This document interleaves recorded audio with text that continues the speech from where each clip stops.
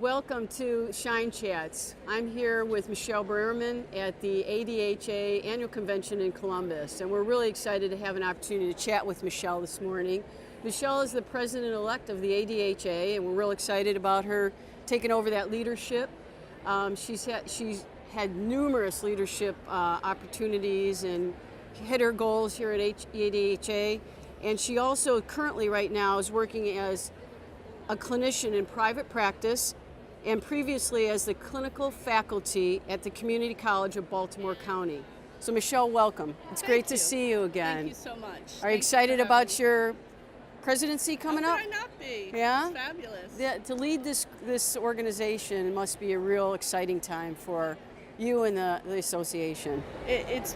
I've been in practice for over 25 years, and it's humbling to be at this point of my career. I feel like it's the pinnacle of where I am right now. That's fantastic. I'm really congratulations. Thank I'm really you. excited for you. Thank So, you. let's cover a few topics that we are going to share with our audience this morning, and Sure. let's start with, why don't you share with us what's new in the hygiene field, and what are some of the biggest changes you've seen in the last year? Sure. Well, I could talk for hours on this, on what's new in the hygiene field, but we'll keep Sure. it short since we're in a little bit of a time frame. Good. So I think one of the biggest things that's really important to dental hygienists right now is license portability. I feel that it's really important to be able to travel across the country with your family, without your family, and really be able to use your education and your expertise by crossing state lines and providing care for everyone. So it's not that ADHA will or does have the ultimate decision on this. Obviously, it goes to a government decision. But we're able to have our voice. We're able to express our concerns and share our knowledge about how important it is for us to be able to do this. Excellent. So thank Excellent. you. Something else that I was fortunate enough to testify this year at the ADA, at the Code Maintenance Committee, we call it the CMC. We provided testimony for coding.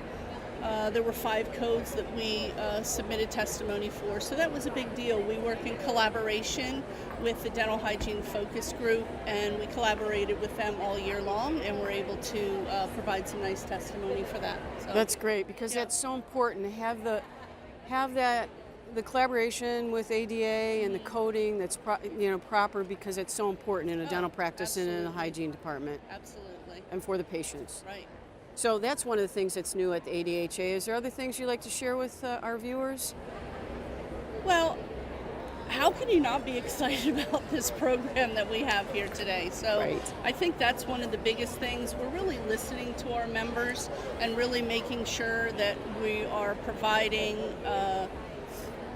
great CE conferences and bettering them every year. You know, we have all-inclusive packages this year.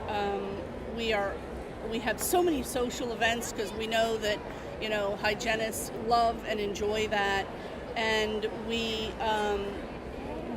next year, we're going to be in Louisville, Kentucky, and we are moving our conference and shifting it a little bit, and that's based on the responses from our members and such, that they feel it's really important to not take too much time off. So we're shifting it to have it more of a weekend event for them, and I think that will really prove benefits for both us and for our members and non-members who are able to attend. Michelle, Henry Schein's been involved with ADHA for over 2 decades, and one of the things that I found is that, the association is very progressive, and they're always looking out to make good changes, relevant changes for their members. And a lot of it is around your annual convention and then throughout the year. Every year there's something new at the convention, there's something relevant. So as a member of ADHA, you don't come and just say like it's the same old, same old. Yeah. So I have been very impressed with the tenure that I've been involved with ADHA to really watch the evolution. Yeah. And how good the association is to really listen to their members and provide resources, content, and even design of the convention and throughout the year, how you're providing things to your members. So I really congratulate you on that. Yeah. It's fantastic. Thank you. One other thing that I wanted to just touch on is we hold a leadership development, and that's really big. It's a big part of who I am: mentorship and coaching and leadership development. And so this event is called UYP because we love acronyms. So do we. Unleashing Our Potential, and it's a leadership workshop that brings dental hygienists from across the country. They apply, they submit an application, and we're constantly improving that. And we connect with them and keep that group connected throughout the year to watch their journey and help them facilitate their pathway.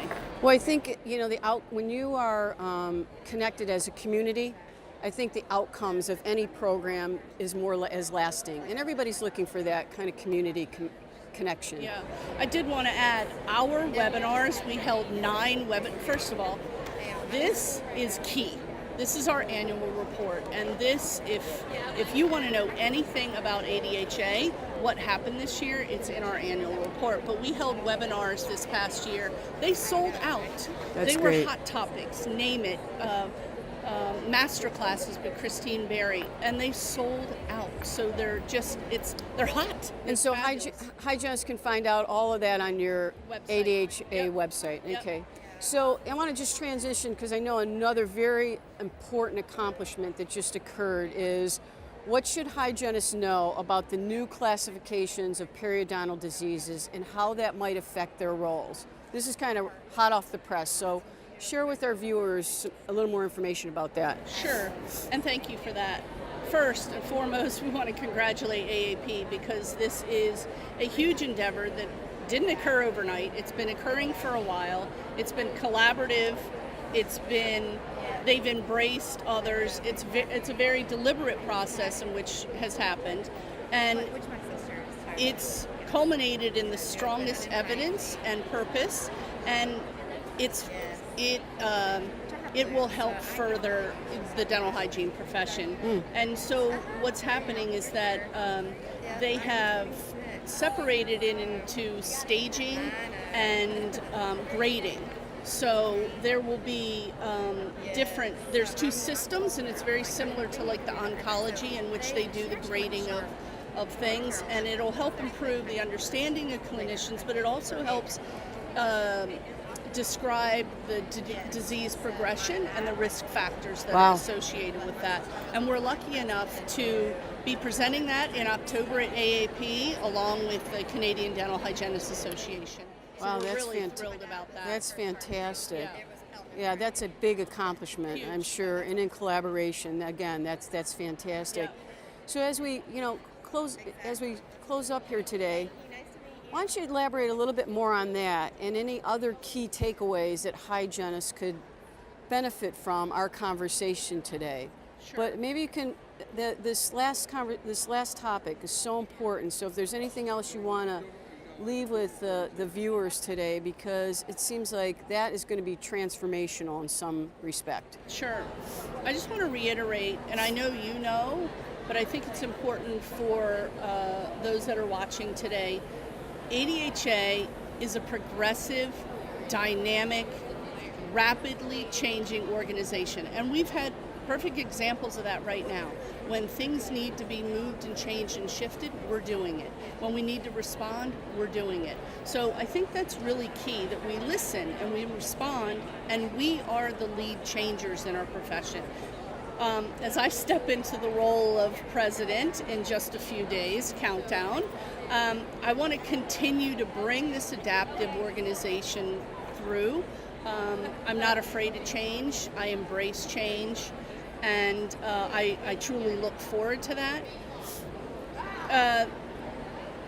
I think we didn't really talk about direct access, but I think there's a huge area in which our entrepreneurs can fit into this, right. And I think there's a big booming of the entrepreneurs, and I think that this will open up a lot of areas for entrepreneurs to increase their access to underserved and at-risk populations. So new opportunities. New opportunities. Okay. Yeah.